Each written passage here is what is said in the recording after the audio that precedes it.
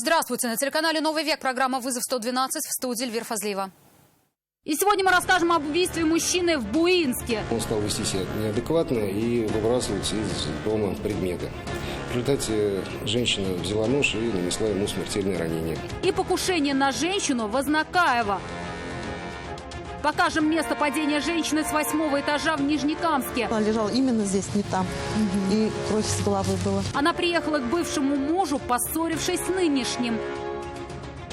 А также усомнились в брендах. В Казани больше никого вообще не видите. У нас Челнов с других городов приезжают за этим. Полицейские в одном из торговых комплексов обнаружили магазин, продающий контрафактные вещи.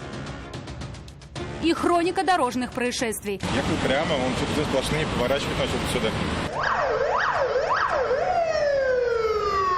Это и не только. Прямо сейчас. Серьезная авария произошла сегодня днем на улице Московская. Там столкнулись Audi и Infiniti. Как рассказали очевидцы аварии, ДТП произошло по вине 58-летнего водителя последней. Во-первых, он проигнорировал двойную сплошную линию и стал поворачивать налево там, где это делать запрещено. Во-вторых, не пропустил при этом встречные автомобили. К чему это привело, увидел Айрат Назипов. Это первые минуты после столкновения Audi и Infiniti. Хуже всех себя чувствовал водитель последний. Как рассказали очевидцы этой аварии, мужчина сперва разговаривал, однако чуть позже потерял сознание. Ему потребовалась срочная госпитализация. Водитель Audi рассказал, что аварию спровоцировал как раз пострадавший автомобилист. Он грубо нарушил правила дорожного движения, повернув налево там, где этого делать нельзя. Ехал прямо, он что-то сплошные, поворачивать начал сюда. Полную картину произошедшего автоинспекторы выяснит после того, как опросит пострадавшего водителя Infiniti. Айрат Назипов, Константин Бушуев, «Вызов 112». В Казани задержали водителя, по вине которого пострадала женщина-кондуктор. Водитель Hyundai Accent не пропустил автобус, из-за чего шоферу последнего пришлось применить экстренное торможение. Предполагаемый виновник уехал с места ДТП, на него завели административное дело. Личность водителя установили, он был доставлен в отдел полиции. Женщина попала под колеса «Лады Веста», переходя дорогу по пешеходному переходу на улице Гагарина. К счастью, мужчина смог сбросить скорость, удар был не сильный, и женщина не получила серьезных травм.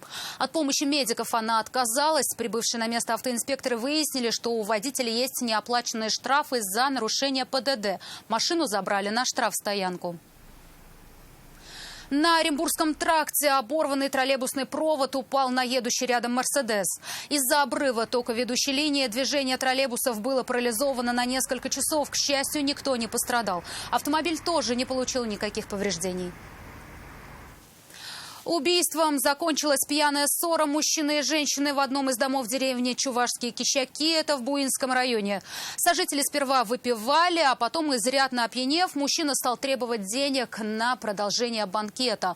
Но вместо них получил удар ножом в грудь. Рамиль Шайдулин с подробностями. Как полагает следствие, за некоторое время до убийства женщина выпивала со своим сожителем. Изрядно опьянев, мужчина стал вести себя неподобающим образом. Мужчина стал просить денег на приобретение дополнительной порции алкоголя. При этом он стал вести себя неадекватно и выбрасывать из дома предметы. В результате женщина взяла нож и нанесла ему смертельное ранение. После этого женщина сама вызвала раненому скорую помощь. Однако медики ничем помочь пострадавшему не смогли. 47-летний мужчина скончался от ножевого ранения грудной клетки до их приезда. По данному факту следственным органам Следственного комитета Российской Федерации по Республике Татарстан возбуждено уголовное дело по статье убийства. Это уголовное дело для нее не первое. 53-летняя женщина уже была судима. Рамиль Шайдуль, Айрат Назипов, Константин Бушуев, «Вызов 112». Раздел имущества между бывшими супругами едва не стоил жизни жительницы Азнакаева. Женщину подкараулил ее экс-муж, с которым она развелась 7 лет назад. По данным следствия, 54-летний мужчина приехал к ней из Тукаевского района, подождал, пока она сядет в свой автомобиль, после чего подсел в машину и стал ее душить, угрожая убийством. В этот момент легковушка въехала в кустарник, и, воспользовавшись этим, женщина побежала домой. Но мужчина ее настиг у калитки дома. Злоумышленник догнал ее, ударил кулаком по затылку и продолжил душить. В этот момент из соседнего дома вышла соседка, после чего злоумышленник испугался и убежал. Следственными органами Следственного комитета Российской Федерации по Республике Татарстан в отношении подозреваемого возбуждено уголовное дело по статье покушения на убийство. При этом причастность к совершению преступления он не признал. В Тукаевском районе спасли 27-летнего мужчину, который заблудился ночью в Боровецком лесу. После полуночи он вышел с территории базы отдыха и направился вглубь леса, где и потерялся. Его нашли около 3 часов ночи в районе нефтебазы. Мужчину передали полицейским.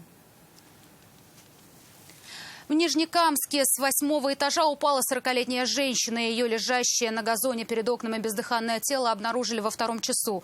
Юлия Гоголева узнала, что жила она там всего неделю. Переехала к бывшему мужу после ссоры с нынешним. Слышала. А что вы слышали? Девушка выпала из окна. А откуда вы? Я не знаю. С того подъезда. О произошедшем в самом доме знают немногие. Даже жители 8-го этажа, непосредственные соседи, слышат об этом впервые. Говорят, в момент трагедии они спали. Женщина упала поздной ночью. Ничего не слышал, ничего не знаю. Эта женщина – единственный невольный очевидец происшествия. Ночью она вышла на прогулку с собакой. Говорит, тело лежало посреди газона. Рядом находился мужчина в одном нижнем белье. Я, говорит, пошел спать, она осталась на кухне. Почему 81-го года, я сказала, да? Ага. Почему она прыгнула, я не знаю. Ну, скорее всего, сама прыгнула, потому что она лежала именно здесь, не там.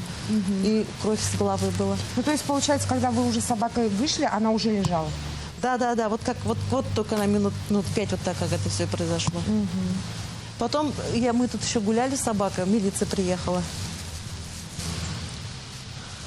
Парень был в трусах. Он, видимо, выбежал. Она до сих пор не может уснуть. Говорит, что картина стоит перед глазами. По словам женщины, погибшая здесь жила около недели. Приехала к бывшему супругу после ссоры с нынешним. Но он узнал, где находится сожительница, и сам приехал за ней. Между супругами возникла ссора. Позже женщину обнаружили лежащей на земле под балконами.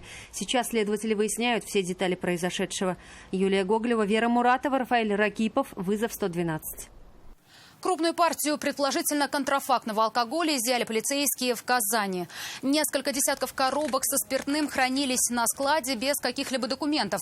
Оперативники изъяли больше 1200 литров фальсифицированной алкогольной и спиртосодержащей продукции без соответствующей лицензии. Хранение алкогольной продукции 2 мужчин осуществляли на территории одного из складов города. Изъятую нелегальную алкогольную продукцию планируется направить на экспертизу, по результатам которой будет принято процессуальное решение. Магазин, в котором продавали контрафактную одежду, обнаружили полицейские в одном из торговых центров Казани. Торговая точка, как уверяли сами продавцы, пользовалась большой популярностью во всей республике. Цены на брендовую одежду там были весьма демократичные. Только вот оперативники усомнились в оригинальности продаваемой продукции. Черепами.